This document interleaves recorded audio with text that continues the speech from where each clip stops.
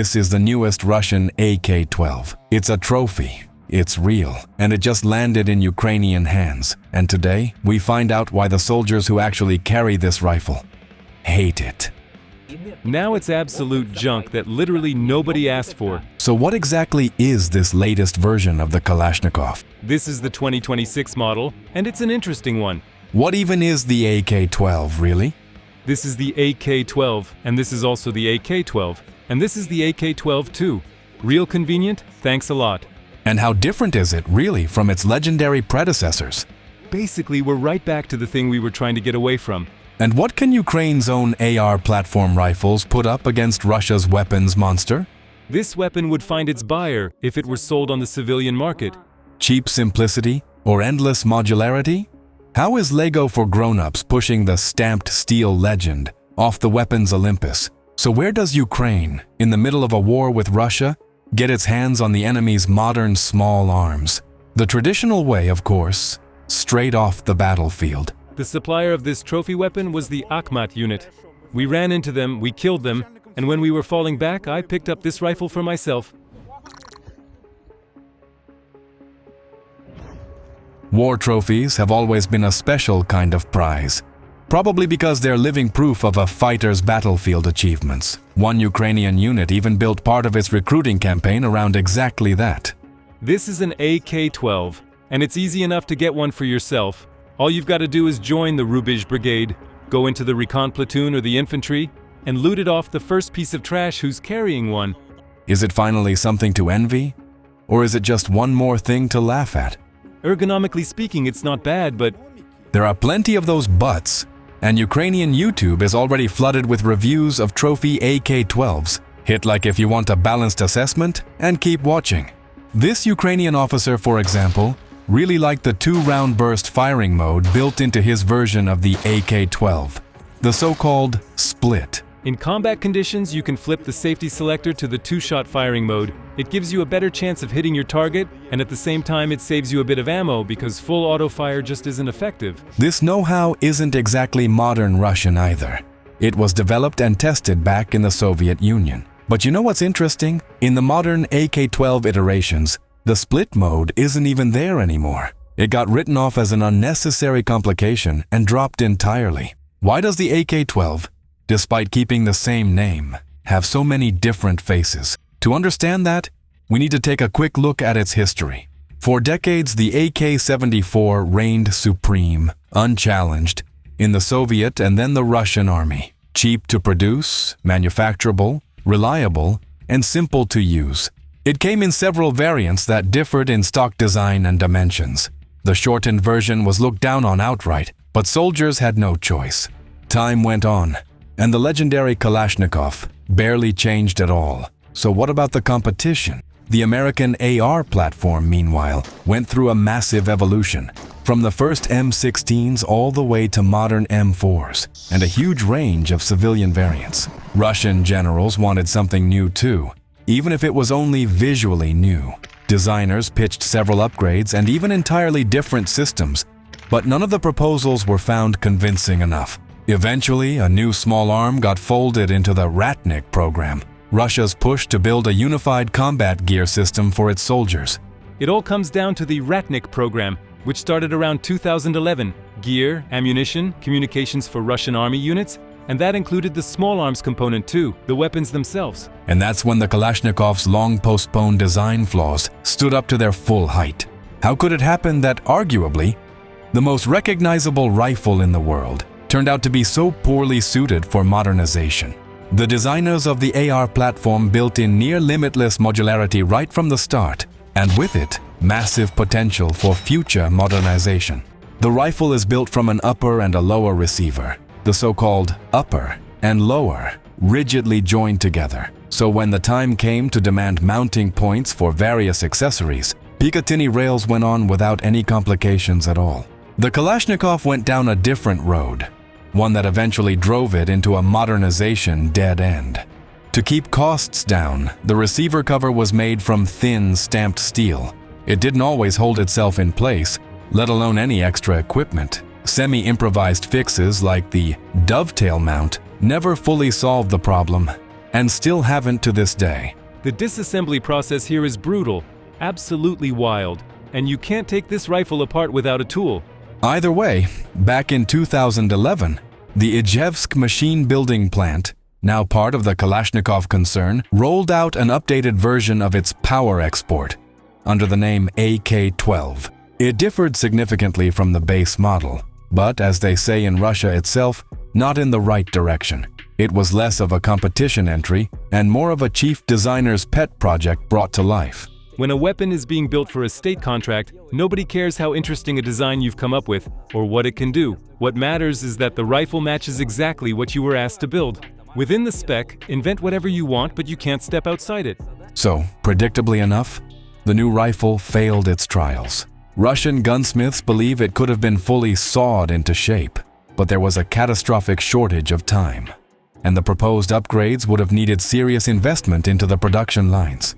Parts commonality was at around 10%, which means 90% of the production lines would have had to be rebuilt for the new rifle. And the attempt to rigidly lock down the receiver cover turned into an outright absurd situation. The cover was actually an assembly, a long milled rail, with a stamped cover riveted to it from underneath. To keep the whole thing from warping during stamping, it took the zen of the best assemblers in the experimental workshop. And after the full assembly, the cost of that single cover alone came out to roughly the cost of the entire rest of the rifle. So what was there to do? There was no time left for new inventions. To avoid losing the massive state contract and going fully bankrupt, Kalashnikov's designers took the road Russians know all too well: cutting corners. Basically, we're right back to the thing we were trying to get away from. Guess what the first version of the AK-12 to actually get officially adopted turned out to be? Basically a tuned-up AK-74, and not exactly the best execution of one either. Even though the design was based on the excellent AK-74, it still came out unsuccessful, which is why the rifle is still being reworked to this very day. At this point, not counting the failed prototype, the Russians already have 3 generations of the AK-12. Yes, you heard that right, all under one single name. This is the AK-12, and this is also the AK-12, and this is the AK-12 too. Real convenient? Thanks a lot. Here's another interesting observation. The AR-15, in all its variations, has changed almost beyond recognition on the outside over the decades. Increasingly refined stocks, grips, handguards, sights, adjustable or fixed gas blocks, different barrel lengths for different jobs. But its core structural components have stayed practically unchanged, because something that works well doesn't need fixing. That truth seems to be known to everyone, except apparently the designers at the Kalashnikov concern. You know what insanity is? Doing the same thing over and over and hoping for a different result. So what's got this Russian reviewer so worked up? Year after year, the peep sight on the AK-12 changes, but it stubbornly stays exactly the same worthless garbage. Because of its small diameter, it clogs up easily with snow and mud, and once it does, it's a nightmare to clean out. Every new AK-12 version picks up not just cosmetic tweaks, but small, genuinely structural changes too. Because of that, the whole diverse mess of small arms already in service loses interchangeability, which goes against basic gun-making tradition and just plain rational design rules. The Kalashnikov concern decided to fully finish off its own rifle, since it hadn't managed to do that with the previous versions. Remember that ugly bayonet that was bad at literally everything? Well, they removed it, but don't get excited just yet. It's being replaced with a non-removable DTK, muzzle brake / compensator. It's hard to overstate how dumb this decision is. Now it'll be flat out impossible to swap the muzzle device to fit your own needs. Whatever you're issued is whatever you're stuck with. Now it's absolute junk that literally nobody asked for. Think that's the only example of pointless change for the sake of change? If so, you're deeply mistaken. They keep reworking it, upgrading it, improving it, and it still doesn't do much good. Subscribe to our channel and you'll know every last detail of modern weaponry. Moving on. In the older AK-12 versions, because of the split feature, the fire selector didn't fit onto the receiver in its extreme position and got in the way of safely resting your trigger finger. In other words, years of trained muscle memory just got thrown overboard. In the modern iteration, they dropped the split, and the selector itself now looks like the result of an unnatural crossbreeding between an AK and an AR. And the safety, which is structurally tied to it, is non-removable. In the very first manuals and the first description, it said this part was removable. Right now it's swagged in place, there's no way at all to take it off the rifle. However, it was riveted, that's how you're stuck using it. That means if this part breaks or gets damaged, you can only replace it at a specialized workshop. It's the same story with the pistol grip. They made it one solid block, the pistol grip is molded as a single piece with the trigger guard. Speaking of the grip, the Russians came up with the idea of storing a maintenance kit case inside it. Logical enough, similar to how pistol magazines work, but not the way Russian manufacturers pulled it off.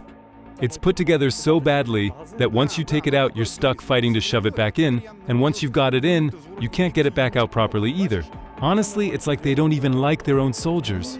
Throughout filming his review of his trophy rifle, the Ukrainian officer known by the call sign Magyar kept trying to fight through Russian sloppy engineering.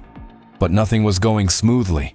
Look, we did this and now I can't get this damn button back the other way. See that? Oh, you see that? We couldn't get this piece of junk out and now it just popped open on its own. That right there is Russian quality for you. Similar story with the stock. In theory, unlike the AR-15s, it's not just adjustable, it folds too. So you understand the quality of how this thing is made. I folded it and now I can't unfold it. On top of that, the folding stock button is the exact same one that was on the AK-74. They built a folding stock on a spring, fine, but it just doesn't lock in place, damn it. Maybe it's just mine, maybe somebody else's works differently. But mine folded, and now it just rattles around loose. You don't actually think the Kalashnikov concern builds junk like this out of quality materials, do you? The Russians themselves regularly complain about metal that rusts just from sitting in storage crates. Inside, the parts that don't get a protective coating are very low quality. That's the extractor on the bolt, and the assembly that lets the fire selector work from both sides. Because of the low-quality metal, because it rusts, and because it's also fitted pretty tightly, once it rusts up, there's a real chance you'll have to knock your fire selector over by hitting it with a magazine. By the way, notice another change? The classic AK versions could be field stripped and reassembled barehanded, or at most with the help of whatever hard object happened to be lying around. It was awkward, sometimes even dangerous, but it was possible, and people took pride in that. The AK-12 doesn't even give you that option anymore. There's just no doing this without a punch tool. Honestly, that punch tool ought to be tied to the Kalashnikov with a long piece of rope, because you simply can't manage without it. At some point, Ukrainian experts concluded that the AK-12 had genuinely gotten better. But that impression turned out to be short-lived, and very quickly flipped into the exact opposite opinion. This is the latest iteration, the 2026 model. What we've got here is the AK-12K, probably the newest assault rifle variant made for special forces. A close look at the newest AK-12 versions makes the catastrophic drop in quality painfully obvious, especially when it comes to the barrels, the heart of any weapon. I'd say this barrel has around 3,000 rounds through it. Honestly, I'm not really seeing chrome in here at all. This barrel is dead, and chances are it died even before its previous owner did. The consequences of this so-called quality are plain to see. Bullets fired from this barrel hit the target sideways in what's known as keyholing, or as the guys call it, flying in like a flat iron. A bullet flies like an iron, keyholing, exactly when the barrel fails to stabilize it properly.